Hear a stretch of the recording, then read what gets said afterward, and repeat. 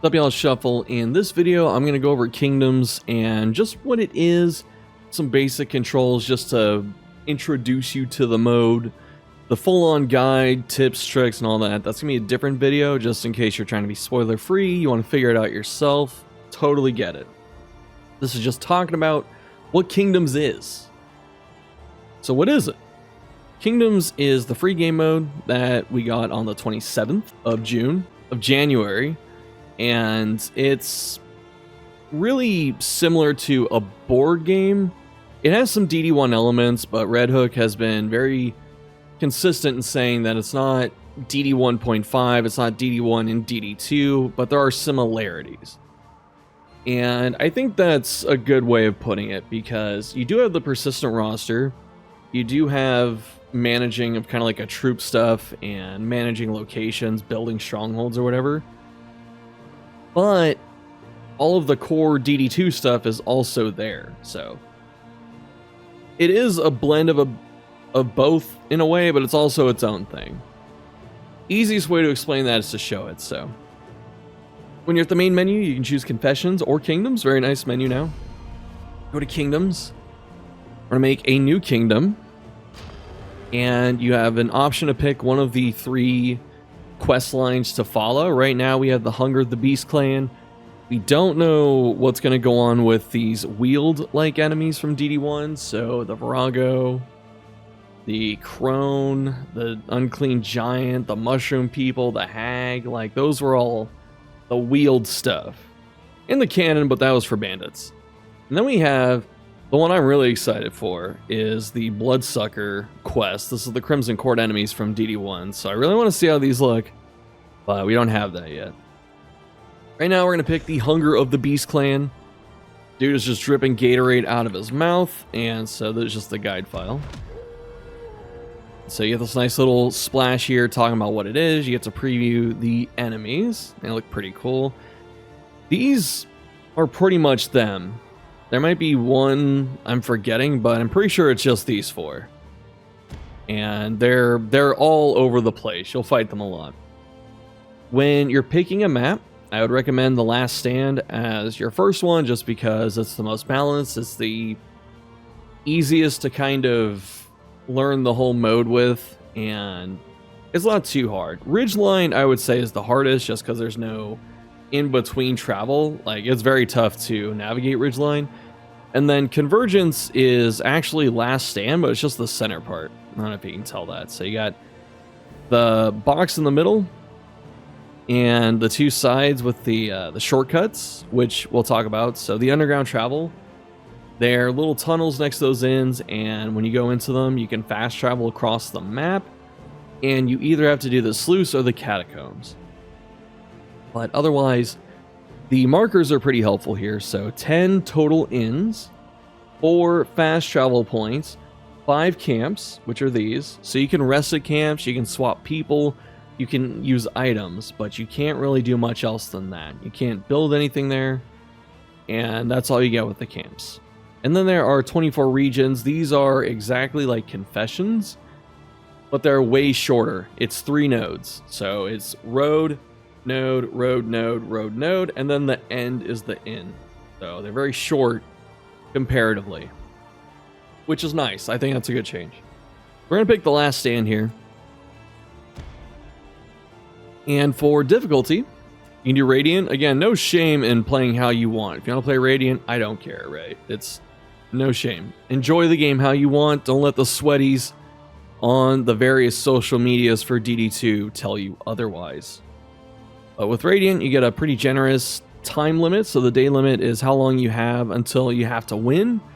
If you don't meet the time limit, you lose. Escalation, this is when the enemies ramp up the first time. So it's kind of like a mini ordainment buff. And the other conditions change, we'll show in a bit. And then Escalation 3 is when they're at their strongest, and this lasts until the end of the kingdom. Sieges, this is the frequency, so it's either a normal amount or an increased amount. The increased amounts appear in the higher difficulties. The amount of heroes you get is always 12 for every difficulty. If you have no DLC, so no Binding Blade, no Abomination, you will always have all 12 units. So this includes Bounty Hunter. You can play Bounty Hunter finally as a single character the entire time. If you have all the DLC, which brings the hero total to 15, the game will randomly not include 3 of them.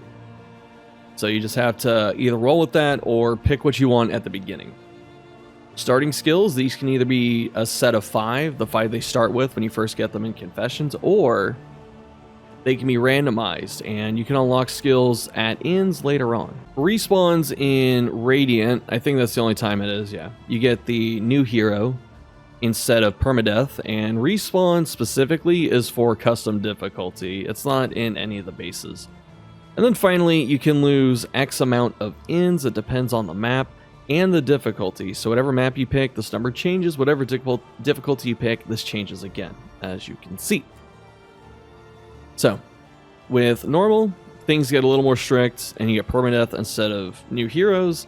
Stygian, this is where it jumps pretty hard in difficulty. The day limit comes down pretty substantially, and the escalation to beginning is much shorter. So instead of 15, you now have 10, and escalation 2 is a pretty big jump in difficulty, so it hits you all the more sooner. Be aware of that. Escalation 3, again, when the enemies are strongest, sieges are increased, so you can have 3, 4 at a time. Sometimes, maybe more, I don't know. But there are a lot, and you have to be very good at moving your people and upgrading the correct inns to make sure that this doesn't overwhelm you. Again, heroes in Kingdom 12. Starting skills mystery, so this is very much like DD1, where everyone has like one skill that they're guaranteed, maybe 2. But other than that, the rest of them are just entirely randomized. So you can roll some really cool heroes off the bat, you can roll some really bad ones, and you have to decide which ones you're taking and who you're going to try and fix as the mode progresses. Permadeath, you can lose 4 inns. Blood Moon just tightens the difficulty just a little bit more. So everything comes down just a couple days. You get 5 less days. Escalation 2 happens at 8 days. From playing both of these, the 10 days is already pretty hard. In terms of a jump, 8 days is very, very... it's only 2 extra days, but that's 2 days you don't get to upgrade beforehand, you don't get to prep, so it matters a lot. Escalation 3 happens sooner, increased sieges, and then the rest is the same except for you can lose 3 inns instead. Custom difficulty. If for some reason none of these are meeting your needs, if you want something a little bit easier, harder, in between, or you want to do something like really goofy, you can just change everything, which I'm really happy they included. So you can have up to 99 days, but then escalation 2 can happen at day 5, and then escalation 3 could happen at day 40. Actually, I was gonna say, you can almost make it so it never happens, but that's pretty funny. You don't want to make it so, just not small spoiler, I guess, but just you want to make sure that escalation 2 and 3 have time to happen, because there are things you have to do specifically in those to win. And then sieges, you can change it. For Heroes in the Kingdom, you can drop this all the way down to 4. Be pretty hard at that point, especially if you do like the max difficulty thing, but I'm definitely gonna try it at some point. Sounds interesting, sounds like pain. Yeah, so you can have up to 13. You can't get the full roster, but you can go up to 12, and that's fine. Starting skills, you make it mystery, permadeath, or mystery or random, or yeah, standard or mystery. It should be called random, but it's not. And then hero respawns, permadeath, respawn, or new hero, and then loss limit can go all the way down to 1. But we're just gonna pick normal. Just gonna go with this. Of course, get dropped at the fabled crossroads, and as you can see, we have not only Abomination, but we also have Bounty Hunter. Let me move my camera a little bit so you can see. Right, there he is, right there. Got Bigby in all his glory. And since we're doing normal for skills and all that, we just get his first 5, which is totally fine.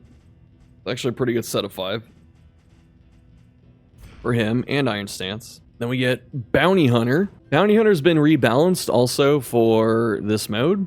I know a lot of people have been trying to rebalance Bounty Hunter to be a mod hero and stuff like that, and, you know, fantastic work out there. There's also this now, so I'm wondering how that's going to impact things, if people are just going to port this in or not. Because this is actual, like, first-party balancing. And even though you have the whole roster here, whoever you end up not taking, they have a chance of not being there. So if there's a hero you really, really want, then make sure to grab them. Also check the quirks and stuff like you normally do. But just for this, we'll take, you know, really stinky normal team. And then we'll see what happens. We'll see who we get at the end of this. But also, once this starts, you do the valley, but it's not quite the same. So we have refugees. People are running away. You can either start by getting a stagecoach item. Move my camera back down. Or a trinket. Is that an in item? Never mind. One or the other, but this is a persistent long-term game mode, so I personally think stuff like wagon items tend to be better because of how long-term this is. Not really a great one to get, but, you know, this might save us some baubles. Almanac's really good because you're going to have it for a long time, right? So anything that you can think of from Confessions, I'll make another video on this, don't worry, but anything you can think of from the original game that gets a lot of value the longer you have it, that's probably what you're going to want in this mode, because you have to think about long term. It's not a short term game. You really have to think about long term stuff. First look at the Beastmen, and also we can see the escalation. So the first escalation is actually very helpful to you. You get all these nice buffs, the roads are safer, you get bonus damage, bonus health, and bonus resist. All of those are great. And why not transform for the video? And I'll cover Abomination in depth in the guide, but just hit some rake, get some buff, take some stress. Start working these guys down. They're both damage dealers. This guy does blight damage and riposte. He's really annoying. And then this one weakens you, like weaken tokens. So they're both kind of dangerous in their own rights. Also have a ton of blight res, so blight characters a bit more dangerous to use. Debuff minus blight res. And this triggers the riposte here. Let's get him Bounty Hunter. They get these enraged tokens, which when they hit 3, they get a super power buff. And again, that's something for a more in-depth video, because I'm just trying to show off what the mode is. Alright, easily done. Down and out.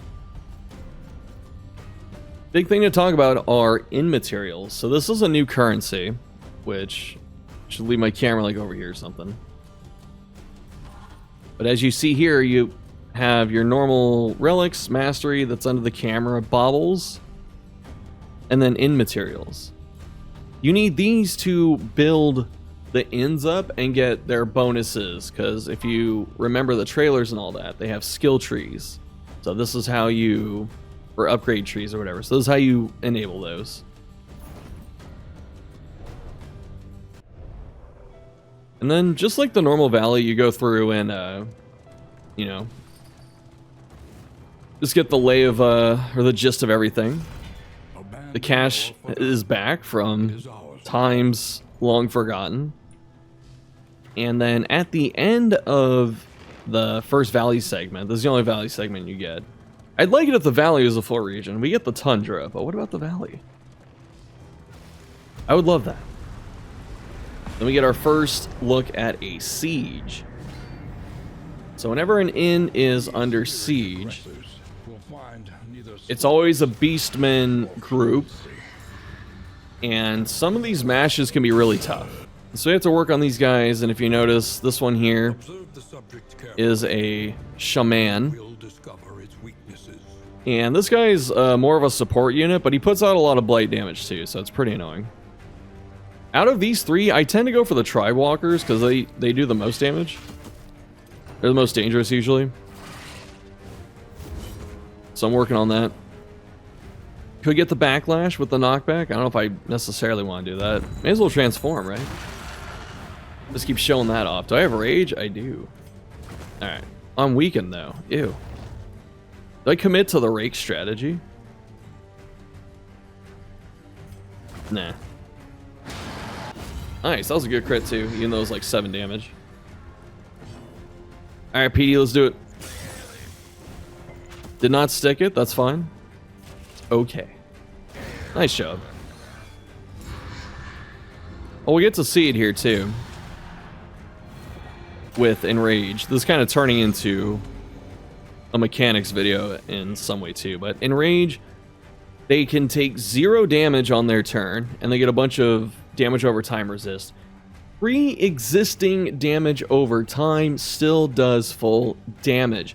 Also, since this game, for whatever reason, does additive damage percentages instead of multiplicative, that means that if you put a vulnerable on this guy, for instance, which I don't have vuln because it's base bounty hunter, but yeah, if you have vulnerable on this guy, and then like a combo where you do bonus damage, then you can actually do damage to him. Otherwise, it's 0 and 0. So let's just yank this guy. Why not? And go for the damage here. So 6 to 8 or 0. I'd rather do 6 to 8 personally.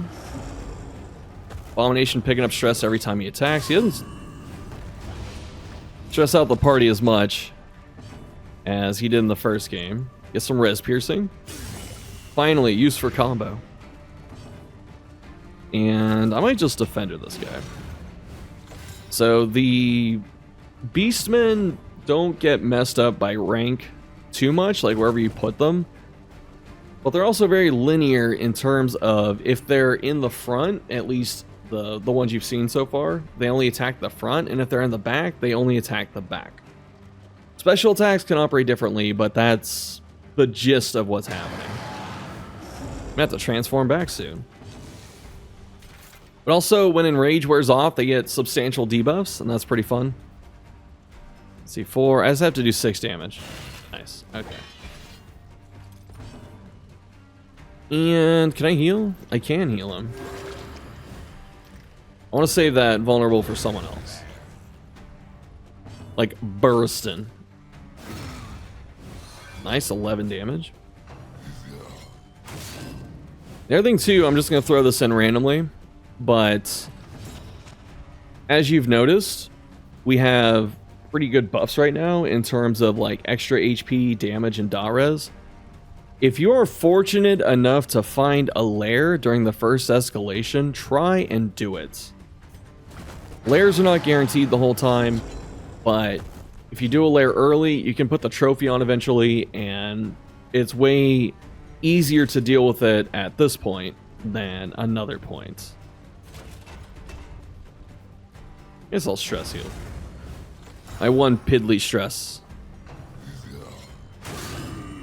Yeah, these guys have monstrous crit rate. I don't know how high it is, but it's a lot. Or it feels like a lot, you know? Alright. I could have stalled out there, but decided not to. Another mastery. Get some tribe collar bells. This is an interesting item. So there's a lot of new items in Kingdoms. Some new quirks that are Kingdoms only. And assumedly, they're all going to operate this way, where you start a quest, and that's how you win the kingdom. The factions aren't, at least to my knowledge, going to overlap. It's just, if you do the Beastmen quest, you're fighting the Beastmen. If you do the Bloodsuckers, you're fighting them. This one starts by giving you a spyglass that is a stagecoach item. I am not going to go into detail on how to beat the quest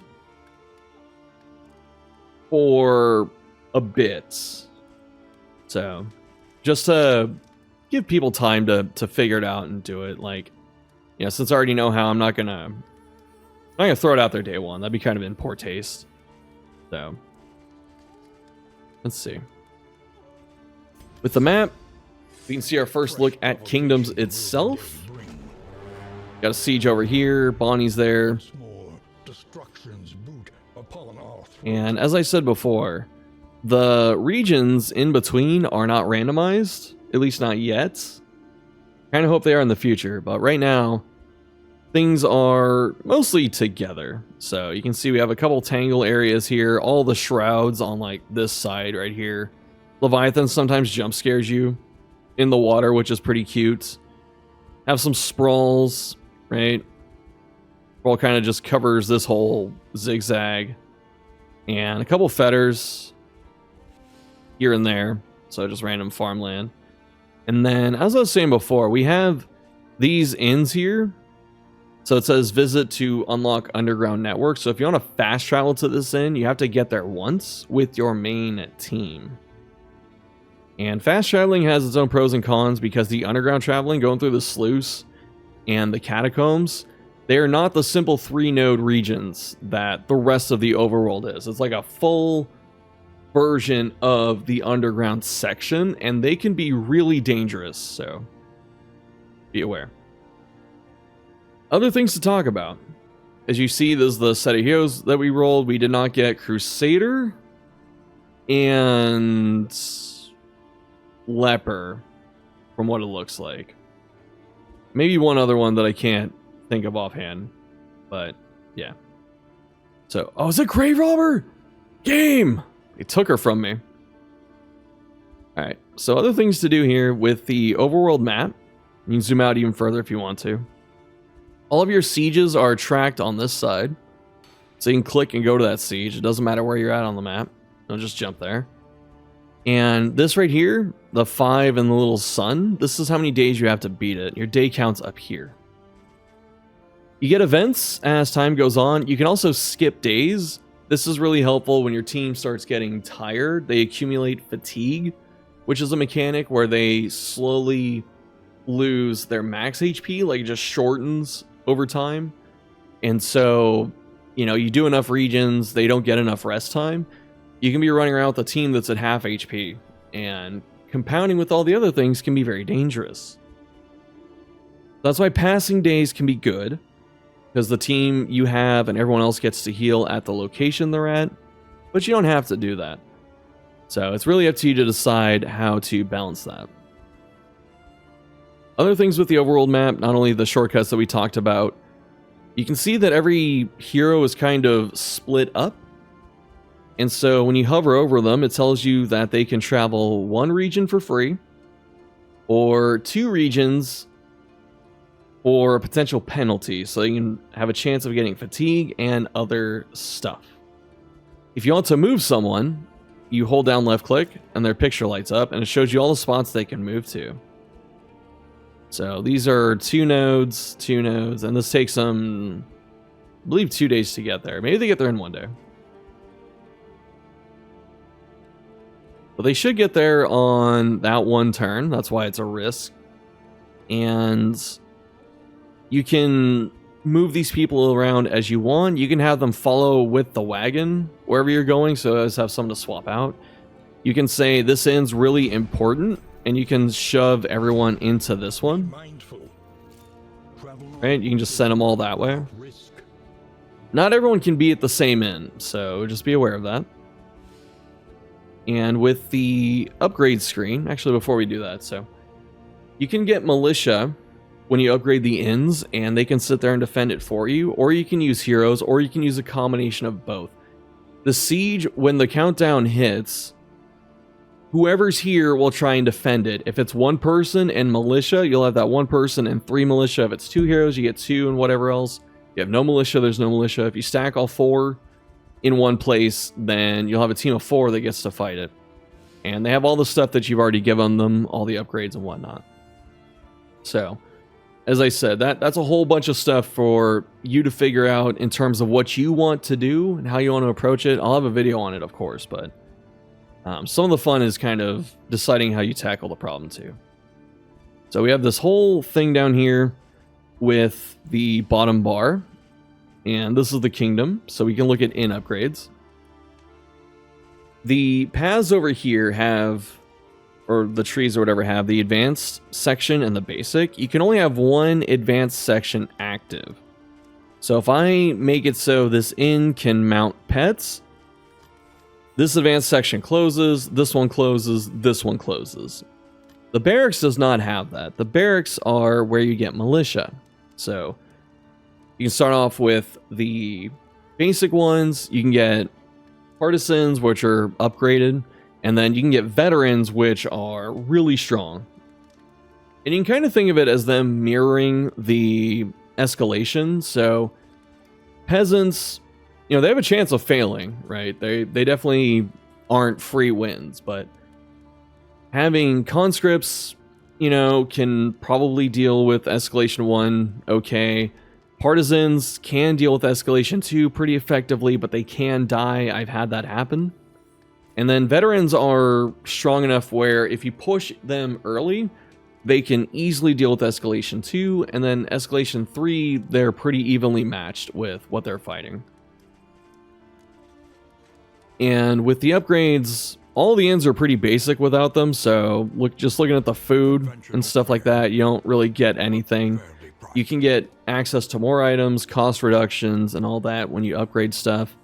The mastery trainer, you cannot upgrade or unlock any other skills until you upgrade the mastery tree, which you can get the basics, right? So you can get the unlock skills and the master skills, and you can get hero path changes without going into the advanced tree. The advanced tree gives you hero stats. Station heroes get extra crits. You can get some cost reductions, which are kind of nice, and then extra combat items can appear in the shop, which, little tip, actually stacks with these discounts. So if you get the provision thing where you get reduced item prices, trinket prices, whatever, anything else you pick up, they will be reduced also. So that's a nice thing to have. Hero stats, what are those? You may be asking. So heroes, to make up for their lack of Altar of Hope upgrades, have a few nodes that you can unlock with mastery points when the inn is strong enough. You don't need to do this for everyone, but I recommend doing it on probably the heroes you're relying on the most, like the ones you really want to keep alive, just because these upgrades are pretty powerful. So early game, you're really fighting to decide if you're upgrading certain skills, unlocking skills, getting paths, and who you're going to use as you rotate people around. So much like DD1, the early game is usually a tough spot. And then for the wagon, all the normal stuff. Where's my skin? There it is. So yeah, all of the normal stuff you're used to. You can't mount a trophy without upgrading the whatever, the inn. And you can't mount a pet either. You can find pets randomly. It's not just the shop. They appear other places, but good luck putting them on if you don't have this unlocked. Right, so you can start your quest, in this case, by putting this on. And that's how you go about it. Position starts off healing people, removing quirks, locking quirks, curing disease, but eventually can also heal fatigue. And this is really nice late game if you're at the point where you have a really strong group of 4 that you've just been building up the whole time and you want to try and win with that group. You can start just giving them everything they need at the physician inn, because you can heal fatigue and quirks and everything like that and just keep them running at full speed. Relationships, normally you just get the regular relationship window right here under your tab, and you can just see who has what, because you can get relationships. They last for multiple regions because the regions are so short now, but you can also swap people out if something's not working. You also get this really cool relationship window, and you can see everything here and keep track of it that way. So really fun stuff. And then I guess finally, once you kind of have your head around all this, what you're doing is you're trying to do the quest of the faction. In this case, we're doing the Beastmen quest. We have to do some with the spyglass, for instance, and make sure to read. It tells you how to do it, or it gives you hints at least. And we're trying to finish that quest by going all over the kingdom, making sure we don't lose inns to the sieges, we don't lose enough heroes that we can't win, and trying to amass power over time. So it is a long campaign. If you're into that, I think it's personally a ton of fun. So with that in mind, that's your goal. You're trying to do the quest, you're trying to get a bunch of power, and eventually you can fight the final boss, and the game shows you how to do that too. I think that's it for this one. Let me know what you're thinking down below. If you have any other questions, thoughts, concerns, join Discord. My Discord, it's linked in the description box. We have a lot of super nerds for Darkest Dungeon. We talk about pretty much anything we can. We have a kingdom section, so if you want to deal with that. Thanks for watching. I'm going to have a ton of other videos. There'll be a playlist, live streams, all that. But thanks for watching. I'll see you next time.